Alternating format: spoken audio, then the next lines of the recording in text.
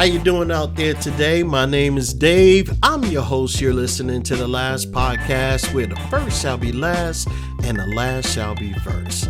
If this is your first time listening, welcome. I'm happy you found us. If you're returning, welcome back. I hope you continue to find tips, ideas, and value from listening to this podcast. Today, I am doing part 3 of a series called Change. So last Monday and Wednesday were part 1 and 2 of the series Change. Today is part 3. If you haven't heard 1 and 2, you would be doing yourself a disservice by starting here at 3. So if I were you, just go on back and listen to 1, 2, and then you can catch up on 3. However, if you're listening and you're all caught up, great. Let's get started. I just really want to jump right into it because I have a lot to cover. So I always start the series off with a question, and today is actually no different. Today's question is, who do you want to become? It's not a trick question. It's pretty simple. Who do you want to become as a person? Not what you want to do in life, like who do you want to become? Do you want to become a philanthropist? Do you want to become a witness for Jesus? Do you want to become a healthy person or a wealthy person? Better yet, do you want to become a better friend, brother, sister, cousin, whatever? Or perhaps you want to give freely and generously. Who do you want to become? Do you want to become an adventurous? Do you want to become a business owner? Perhaps you want to become more courageous. Whatever it is that you decide, I believe it's important to have some ideas. Who do you want to be? As it can guide your actions and decisions in life.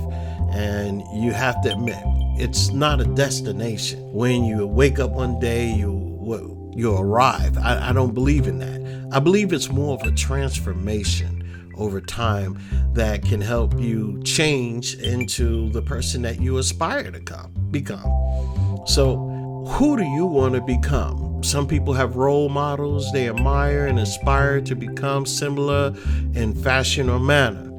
I want to address one thing because I was in a conversation the other day and I was having a conversation about this podcast called Change.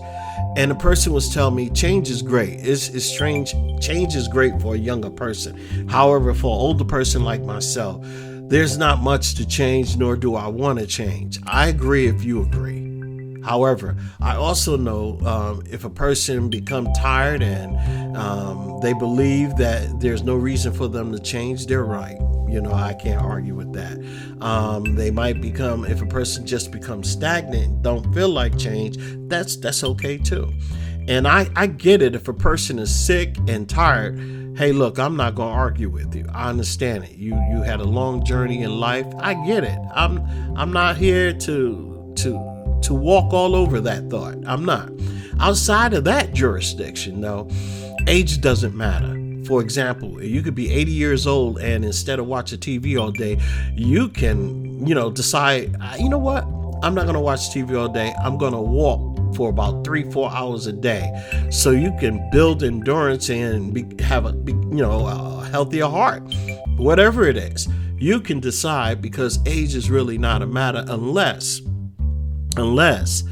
you, for health reasons, you are constricted. So I am not talking about for people like that.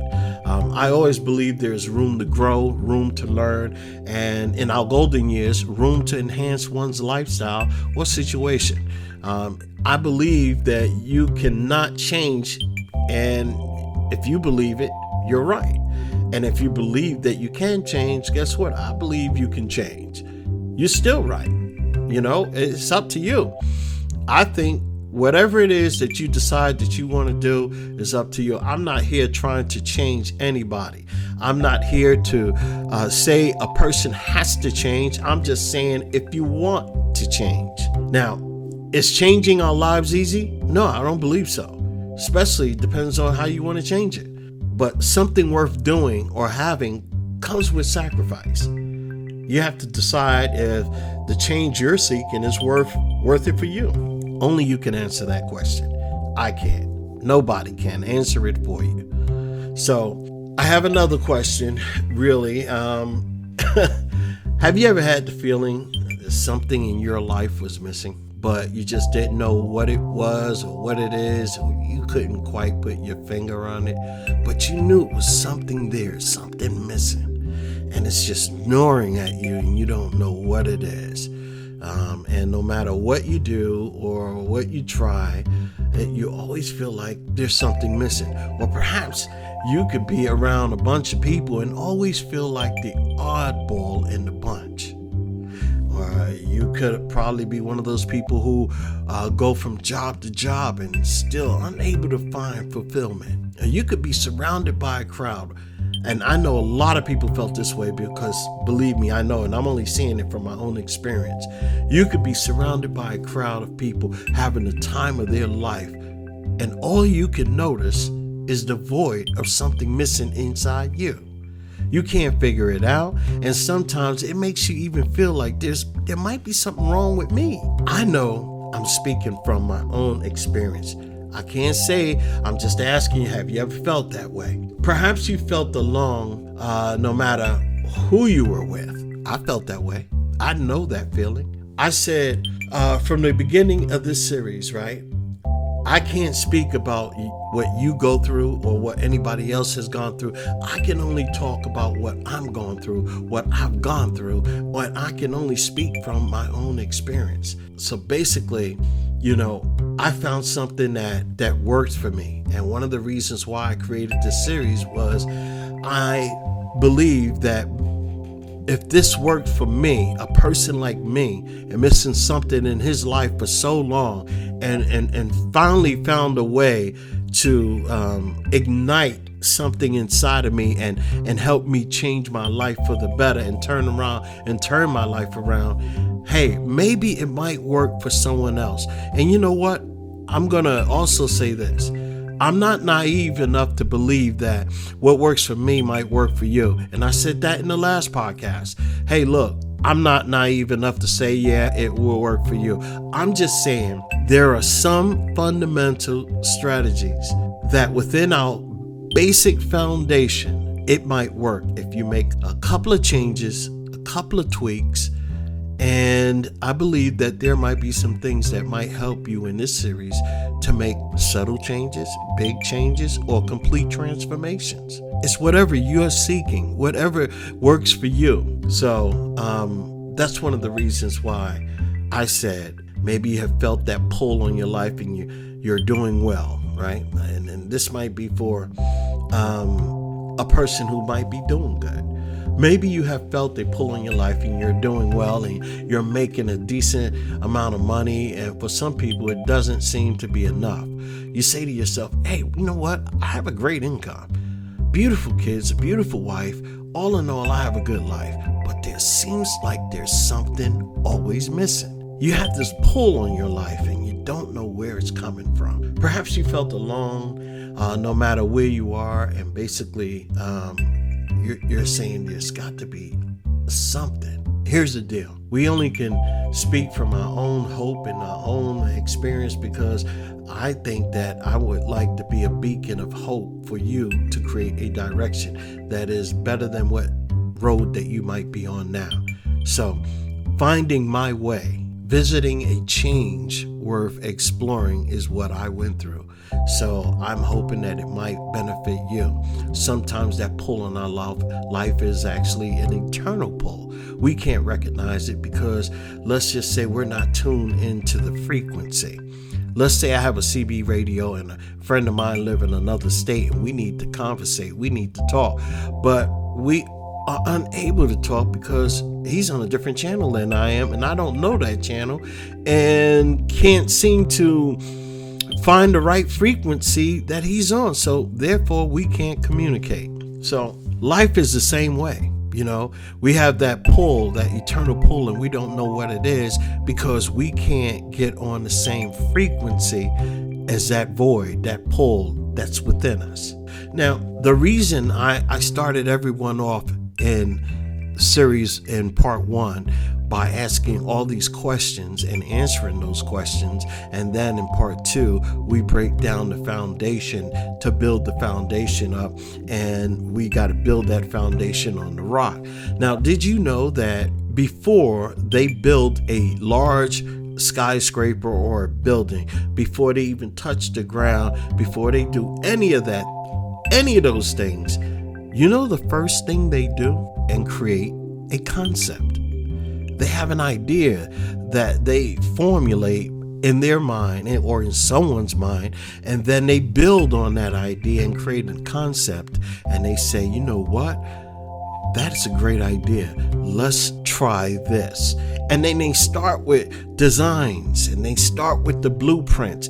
And I'm not downplaying the design and the blueprints, because once the concept is built and then they move into a design factor and the blueprints, now we can hit the foundation. So all those things that I had you do was so that we can build upon the foundation, build upon the rock. And we know that internal pull is probably whatever it is that you believe.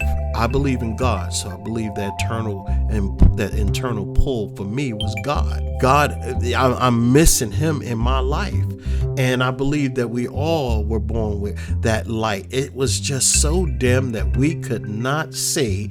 And basically, we had to keep finding ourselves in the Word so that we can grow in the Word, and so that eternal light, that little bushel of light, can grow within us. And then shall we find light. And then shall we find fulfillment in the things that we might do. But check this out. I'm not done, right? So after you build your concept and you decide, this is what I want, this is the idea that I have. The idea is formulated mentally in your head and you have an idea. So what is it that you want to become? That idea, that's your concept. I want you to be able to say, this is what I want to become. You have to answer it. You can't stop or go past it. You can't go over it. You can't go past it. And you should never go around it. You should embrace it, who you want to become. Why? Because it's going to help you create your concept of what you need to do to become the person you want to become. And how you do that is through your design and blueprints. You start building upon that design, and then you start getting your blueprints and know what piping go where, what doors go where, what electrical system goes where.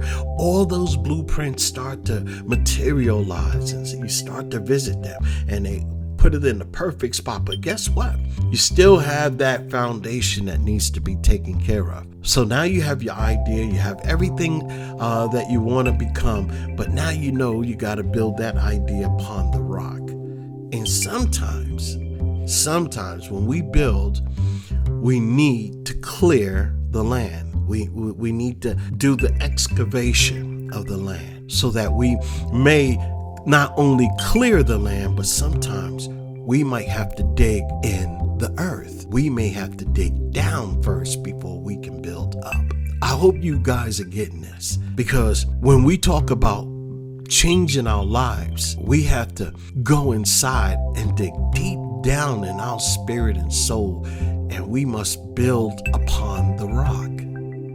We must build upon the rock. And if you don't believe in God or Jesus, you have to believe in a higher form than yourself, so that you would have to put that there deep down in your foundation. Hopefully it would be a good whatever it is that you believe in to build upon the rock, because you have to build on a solid and strong foundation. So when those winds come beating upon that building that is finally built, it will stand the test of time and stand there like a rock. So now you got the excavation, and you dig deep inside to build and pour all the concrete that you need to go, and all the steel framing that goes into it, and all the steel wiring that goes into the ground where it crisscrosses on each other. Those are your scriptures. You're building upon your scriptures. You're building upon the rock. you're building upon what it is that you've been missing all these years will now flourish and fill that void and make you whole and make you complete.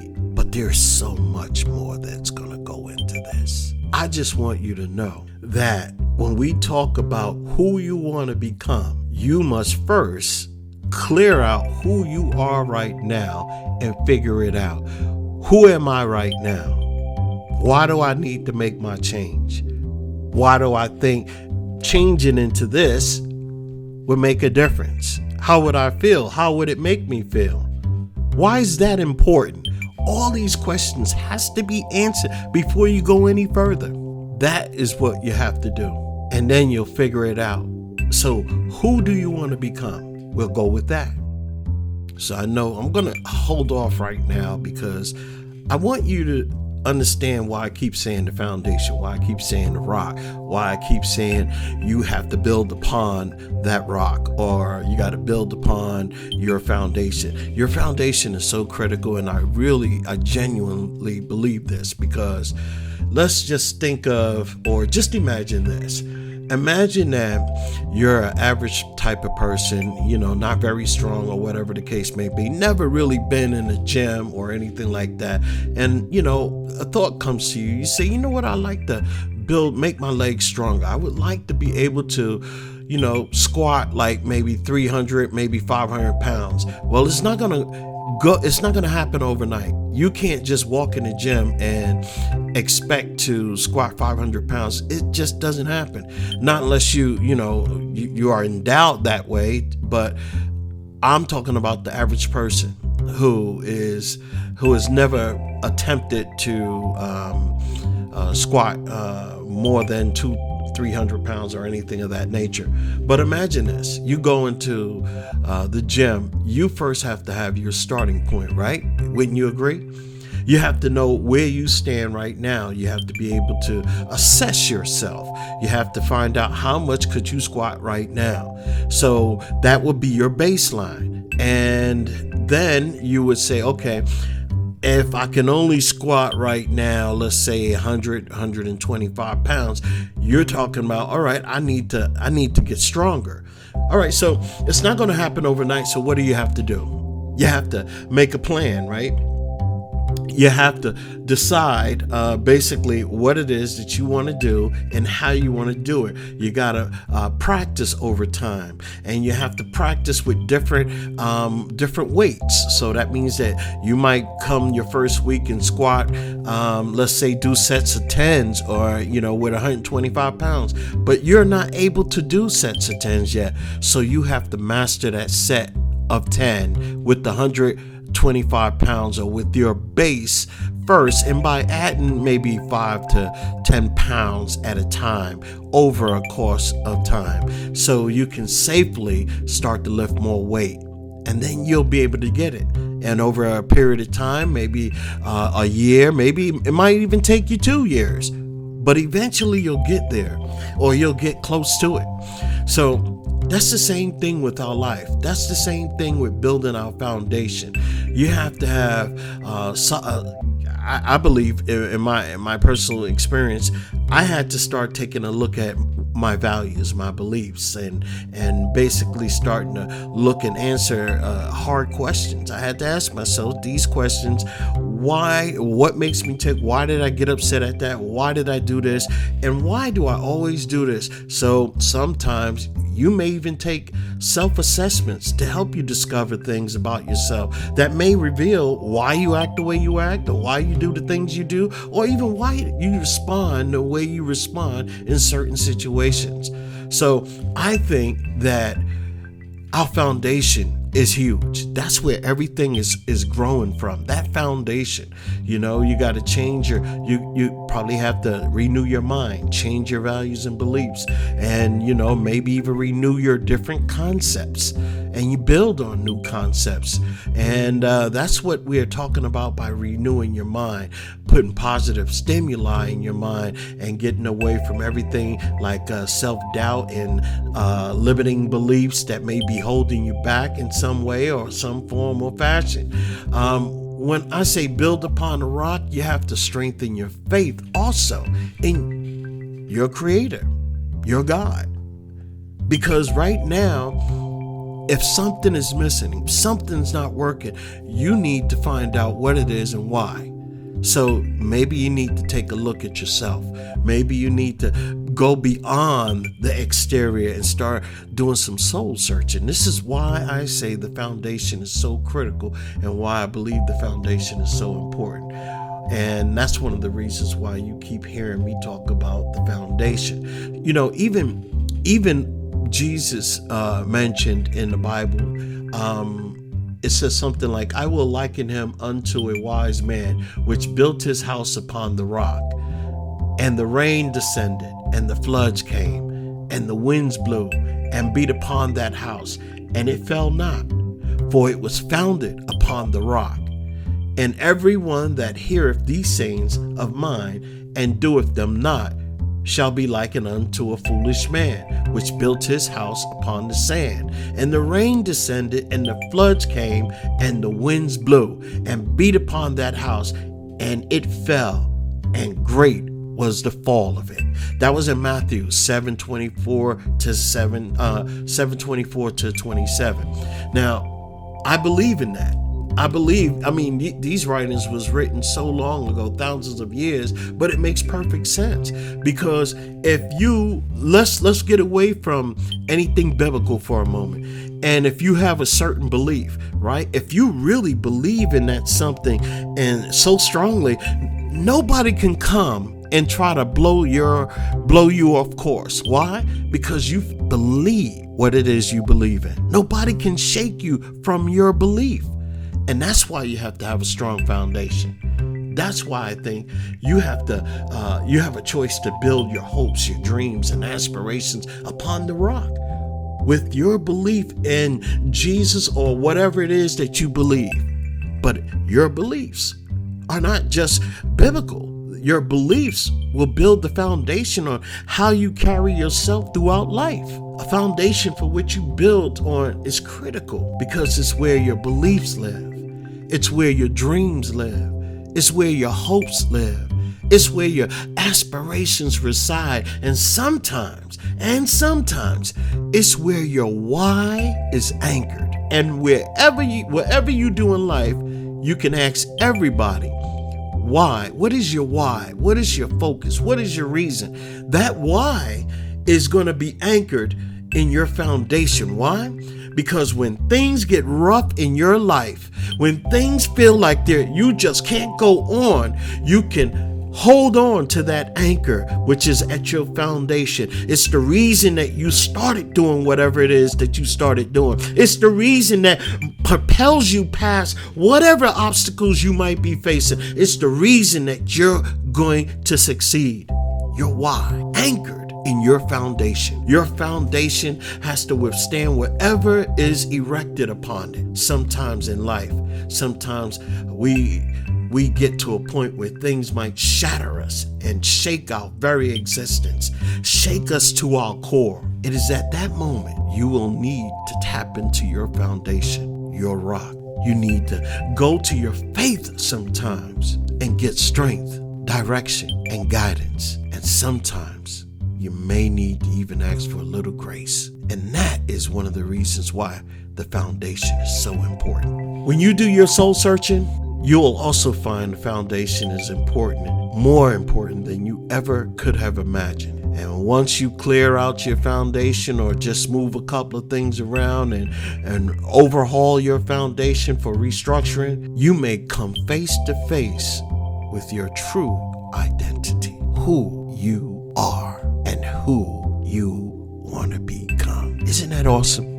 Again, my name is Dave. I thank you so much for listening. You're listening to the last podcast where the first shall be last and the last shall be first. Make sure you are back on Wednesday. I will have a brand new episode for you, and we're going to continue with change. Thanks a lot for listening, and share this with your family and friends. Share this with your coworkers, because I believe we're on to something. I believe that we can make a change. I believe that we can overhaul our lives, and we can do it together. Thanks for listening. So long. Have a great day.